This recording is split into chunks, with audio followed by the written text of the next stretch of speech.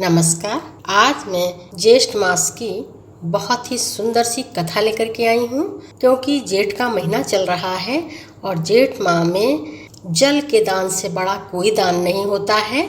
इसलिए जल का दान करें, अन्न दान करें, दान पुण्य करें, जेठ स्नान करें और कथा कहानी भी सुने, क्योंकि हर पूजा की एक कथा होती है, कहानी होती है और जिसका हमें बहुत फल मिलता है। आज मैं आपके लिए जेठ माह की बहुत ही सुंदर सी कथा लेकर के आई हूँ। तो कथा सुनने से पहले अगर आप चैनल पर नए हैं तो हमारे इस चैनल को सब्सक्राइब करें। कथा सुनने के बाद हमारी इस वीडियो को लाइक करें, शेयर करें और कमेंट्स में जय श्री हरि विष्णु भगवान लिखना न भूलें। परम पिता परमात्मा आपके सभी कष्टों को भर लें। इसी सद्भावना के साथ कथा सुनते हैं। त्रेता युग के अंत में महिष्मती नगर में एक ब्राह्मण रहता था। उसका नाम था सुमंत, उसकी पत्नी का नाम गुणवती और उसके पुत्र का नाम देवशर्मा था। एक दिन वह ब्राह्मण समाधि लगाने के लिए वन में गया और कुछ समय समाधि लगाने के बाद वह वहां समीप के एक सुंदर सरोवर का जल पीकर एक वृक्ष के नीचे सो गया। और वहां पर जब भी कोई जंगली जीव आता तो उसे देखकर डर जाता और वहां से भाग जाता।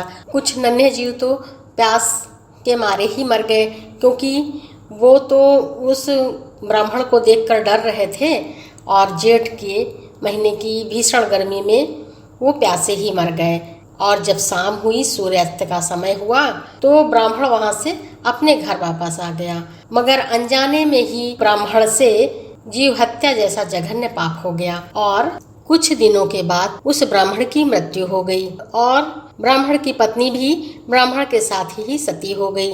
अब तो ब्राह्मण को जीव हत्या का पाप लगा था, जिस कारण उसे नरक की यातनाएं सहनी पड़ी और वह जातक की योनि में पड़ गया और उसकी पत्नी भी जातकी की योनि में पड़ गई। और वो दोनों अपने पुत्र के घर के सामने एक पेड़ पर रहने लगे।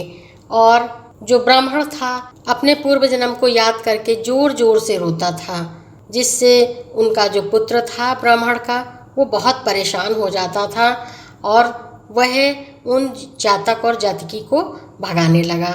मगर जातक और जातकी पेड़ छोड़कर नहीं भागे।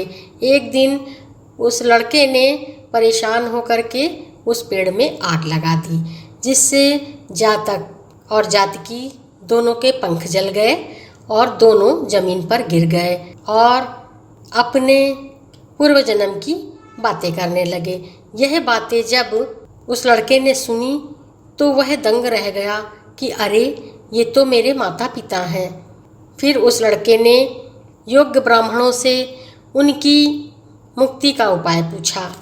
जब वह योग्य ब्राह्मणों से अपने माता पिता के उद्धार का कारण पूछता है, तब ज्ञानी विद्वान ब्राह्मण उन्हें बताते हैं कि तुम्हारे माता पिता को अज्ञात दोष लगा है, जिसके कारण वह यह दुख भोग रहे हैं और तुम्हें उनके उद्धार के लिए जेठ मास में निर्जन जगह पर जल की व्यवस्था करनी चाहिए, दान पुण्य करना चाहिए, छायादार वृक्ष लगवाने चाहिए, जिससे उन्हें इस योनि से मुक्ति मिलेगी। तो वह ब्राह्मण का बेटा अपने माता पिता के उद्धार हेतु ऐसा ही करता है, दान पुण्य करता है, निर्जन जगह पर जल की व्यवस्था करता है, जिससे उधर से निकलने वाले लोगों को पानी मिल सके और दान पुण्य करवाता है। तब उसके माता पिता इस जातक की योनि से मुक्ति पा जाते हैं और अपने बेटे को खूब ढेर सारा आशीर्वाद दे करके भगवान श्री हरि विष्णु की कृपा से वह जातक की योनि से छूट जाते हैं और वैकुंठ लोक की उनको प्राप्ति होती है।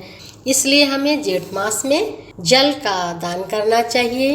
निर्जन जगहों पे जहाँ पर जल की व्यवस्था नहीं है वहाँ पर प्याऊ लगवाना चाहिए, ताकि आते जाते राहगीरों को जल प्राप्त हो सके।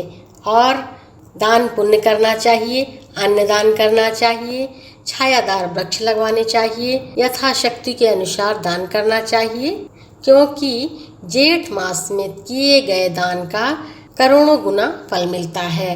तो एक बार प्रेम से बोले, ज्येष्ठ मास की जय, श्री हरि विष्णु भगवान की जय और जाते जाते चैनल को सब्सक्राइब करें, वीडियो को लाइक करें, शेयर करें और कमेंट्स में जय श्री हरि विष्णु भगवान लिखना ना भूलें। एक बार प्रेम से बोलें, जय श्री कृष्णा, राधे राधे।